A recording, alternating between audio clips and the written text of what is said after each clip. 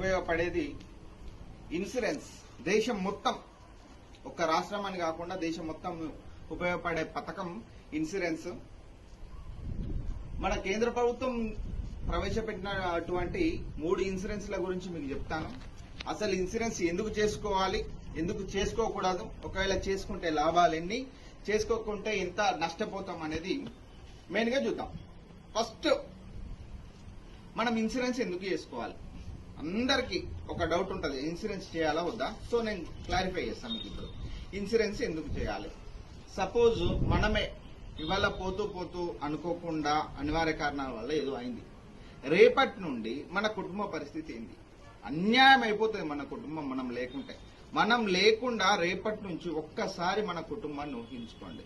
మన అమ్మ, మన నాన్న, మన పిల్లలు, మన భార్య, వీళ్ళందరూ ఏమైపోవాలి?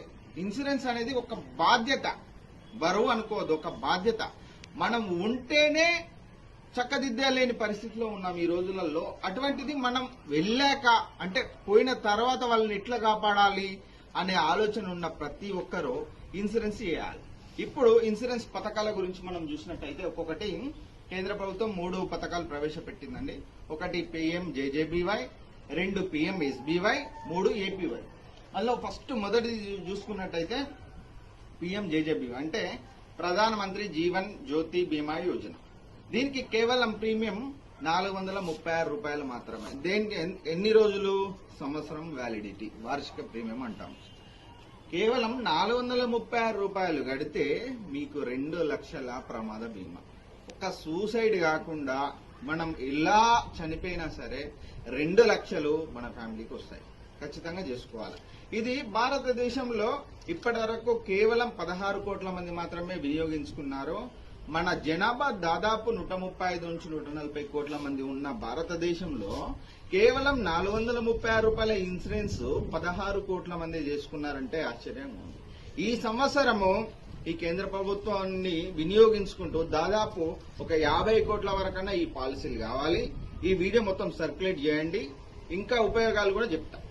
రెండవది PMSBY, ప్రధానమంత్రి సురక్ష బీమా యోజన.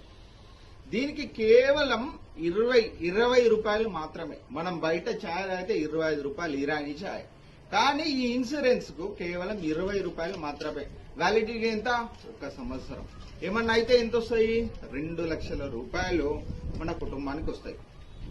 మనము 436 ప్లస్ 20 అంటే 456 రూపాయలు కడితే 4 లక్షల ఇన్సూరెన్స్ ఉంది.